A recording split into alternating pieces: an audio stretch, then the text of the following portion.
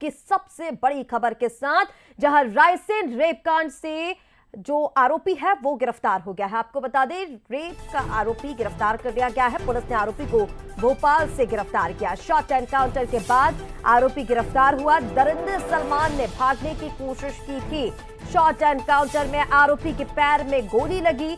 भोपाल के हमीदिया अस्पताल में आरोपी भर्ती है, जहां उसका इलाज जारी है। बताया ये जा रहा है कि राजधानी भोपाल में चाय वाले रिश्तेदार के घर रुका था सलमान। 6 साल की मासूम बच्ची से इस आरोपी ने दरिंदगी की थी। और ये देखिए, एक्सक्लूसिव तस्वीरें आपको भोपाल से दिखा रहे हैं। कल शाम आरोपी सलमान की गिरफ्तारी हुई। घटना के 6 दिन बाद तक भी ये आरोपी किसी की गिरफ्त में नहीं आया।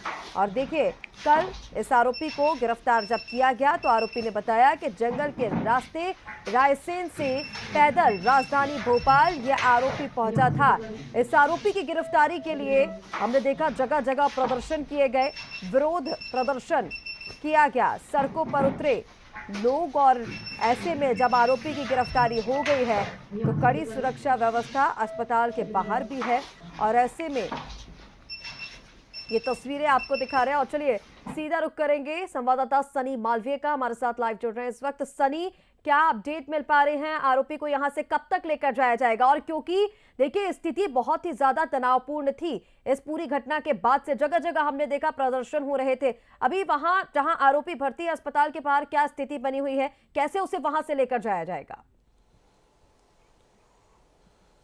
जी, निश्चित तौर पर रितिका, मासूम से दरिंदगी करने वाला आरोपी सलमान भोपाल के गांधीनगर से गिरफ्तार हुआ है, जिसको लेकर उसका शॉर्ट एनकाउंटर भी किया गया है। इस वक्त हमारे साथ मौजूद है रायसेन एसपी आशुतोष गुप्ता जी। उनसे बात करेंगे इस पूरे मामले में। सर, बड़ी सफलता हासिल हुई है पुलिस को, जिस तरह से उसका शॉर्ट एनकाउंटर किया है। क्या वजह पड़ गई उसका एनकाउंटर किया है शॉर्ट? जैसा कि ज्ञात है, कल लेट नाइट हमारी जो स्पेशल टीम्स थी उनके द्वारा आरोपी सलमान, जो कि पिछले 5-6 दिनों से फरार था, उसको गांधीनगर भोपाल से अपनी अभिरक्षा में लिया था। पुलिस टीम जो है उसको लेकर के गोहरगंज जो है भोजपुर के रास्ते आ रही थी। तभी रास्ते में गांव के पास में वहाँ पर एकदम से पुलिस का जो वाहन है वो पंचर हो गया। उसको देखने के लिए जैसे ही हमारी पुलिस टीम उतरी तो आरोपी ने चकमा देने का प्रयास किया उतर के, और भागने का प्रयास किया। और साथ ही साथ में जो हमारे सब इंस्पेक्टर थे उनका जो पिस्टल था वो भी छीन लिया, और जो है फायर करने लगा पुलिस के ऊपर। जैसे ही यह फायर हुआ तो पुलिस ने भी सेल्फ डिफेंस में जवाबी फायर किया, जिसके तारतम्य में एक गोली जो है उसको पैर में लगी है। गोली लगने के उपरांत उसको प्राथमिक उपचार के लिए 1250 हॉस्पिटल में भर्ती कराया गया। सर, ये बताया जा रहा है जंगल से रास्ते हुए जिस तरह से गांधीनगर में एंट्री करी थी ये आरोपी ने, कैसे आया सर यहाँ? अभी उस आरोपी को हम लोगों ने उपचार के लिए अस्पताल में भर्ती कराया है।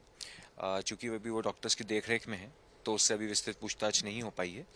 विस्तृत पूछताछ के उपरांत वो कहाँ से आया, कैसे क्या किया, उसके संबंध में पुष्ट जानकारी दी जा सकेगी। बताया जा रहा है कि उधर के रहने वाले युवकों ने पुलिस को सूचना दी थी। हमारी स्पेशल टीम्स इसमें लगी हुई थी और सभी मुखबिर जो थे तंत्र उसको एक्टिवेट किया गया था। उसके ही संबंध में अलग अलग जगहों से सूचनाएं आ रही थी आरोपी के बारे में, क्योंकि हर कोई उसकी तलाश में लगा हुआ था और उस पर 30,000 का इनाम भी घोषित था।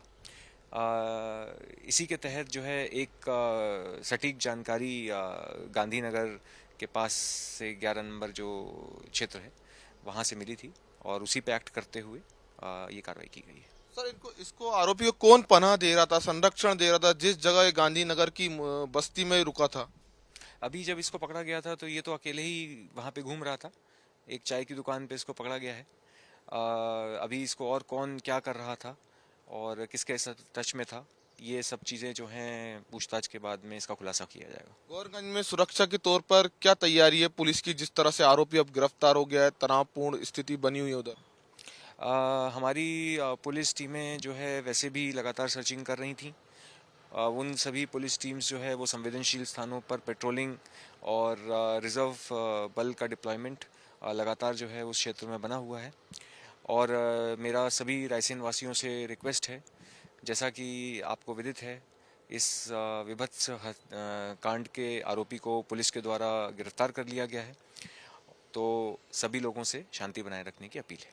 तो देख रहे हैं, ये थे हमारे साथ एसपी जब आशुतोष जाया जी, जो जाएगा बता रहे थे तो जिस तरह से वहां से आरोपी किस रूट भागने से का लेकर जाया जाएगा, क्योंकि हमने देखा कि जब आरोपी को लेकर आए तो हाईवे से नहीं लेकर आए क्योंकि स्थिति वहां पर तनावपूर्ण हो सकती थी। ऐसे में अब किस रूट से उसे ले जाया जाएगा, स्थिति को कैसे संभाला जाएगा, कोर्ट में कब तक आरोपी की पेशी हो सकती है?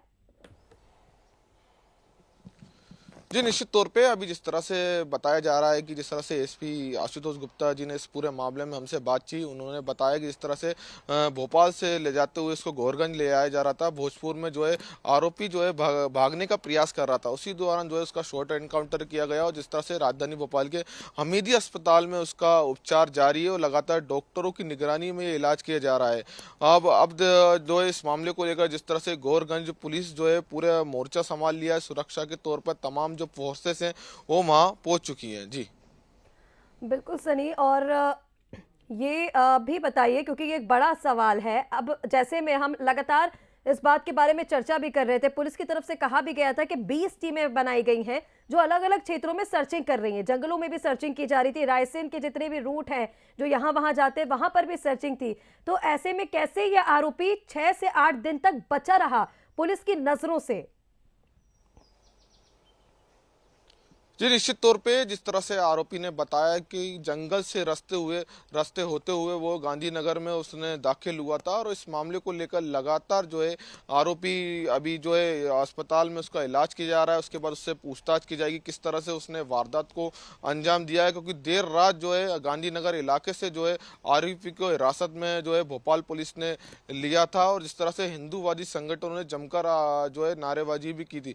बताया जा रहा है कि गांधीनगर के 11 सेक्टर से जो है आरोपी को गिरफ्तार किया और चाय की दुकान से जो है हिरासत में लिया और इस मामले को लेकर लगातार जो है एसपी आशुतोष गुप्ता जी पूरे मामले को लेकर नजर बना के रखे हैं। रात भर से ही जो है गौरगंज की पुलिस जो है भोपाल पहुंच चुकी थी और जिस तरह से तमाम जो पहलुओं हैं, तमाम जो बिंदुओं पर जो है नजर बना के रखे हैं। जी बिल्कुल सनी, और जब इस तरह के मामले सामने आते हैं तो हमने कई बार देखा है कि जब भी दुष्कर्म के मामले सामने आए हैं आरोपियों के घर पर बुलडोजर की कार्रवाई की जाती है। जरा इसको लेकर भी साफ कीजिए ना, जो आरोपी है सलमान, उसके बैकग्राउंड के बारे में थोड़ा सा जानकारी दीजिए। कहाँ का ये रहने वाला है प्रॉपर, इसके घर में कौन कौन है और अभी वहां पर क्या माहौल है? क्या आरोपी के परिजनों से भी कोई बातचीत हो पाई, उनका क्या कुछ कहना है इस मामले पर?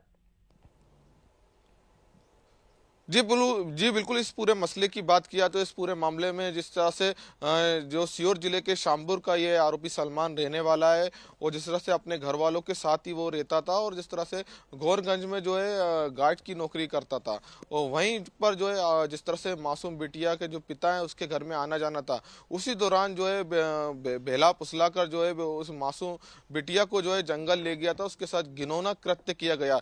6 दिन बाद अब जो है गांधीनगर इलाके से जो है आरोपी को गिरफ्तार किया गया है। जिस तरह से भोपाल से ले जाते हुए गौरगंज ले आया जा रहा था, उसी दौरान भोजपुर इलाके में जिस तरह से पुलिस की गाड़ी जब रुकी और उसी दौरान भागने का प्रयास करने लगा, उस दौरान पुलिस ने उसका शॉर्ट एनकाउंटर किया गया, जहां उसका राजधानी भोपाल के हमीदी अस्पताल में जो उसका इलाज लगातार जारी है। और जिस तरह से गौरगंज की बात किया तो अभी भी जो है उधर की जनता काफी आक्रोश में है। जिस तरह से एसपी ने लगातार जो है अपील कर रहा है कि कानून व्यवस्था की अपील कर रहे हैं। जी बिल्कुल सनी, तमाम अपडेट्स के लिए बहुत शुक्रिया आपका। तो देखिए, जिस आरोपी को लेकर शहर शहर हमने प्रदर्शन होते हुए देखा है और उस आरोपी की अब जब गिरफ्तारी हो गई है तो अब सभी की नजरें हैं कि किस तरह की कार्रवाई की जाएगी। ये कुछ तस्वीरें हम आपको दिखा रहे हैं। देखिए, मासूम बच्ची से इस दरिंदगी को अंजाम दिया गया 21 नवंबर को और उसके बाद से लगातार लोगों में आक्रोश था।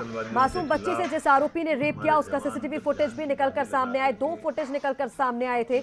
उसके बाद रायसेन एसपी को हटाया गया क्योंकि अभी तक आरोपी का 6 दिन तक कोई पता नहीं लग पाया, तब ये कार्रवाई की गई। मुख्यमंत्री डॉक्टर मोहन यादव ने इस मामले पर खुद संज्ञान लिया और कड़ा रुख अपनाया और उसके बाद जब हैवान पकड़ा गया तो अब ये देखना होगा कि किस तरह की कार्रवाई की जाती है। एक तस्वीर आप देख रहे होंगे जहां पर रायसेन की इस घटना ने आम लोगों को कितना आक्रोशित कर दिया।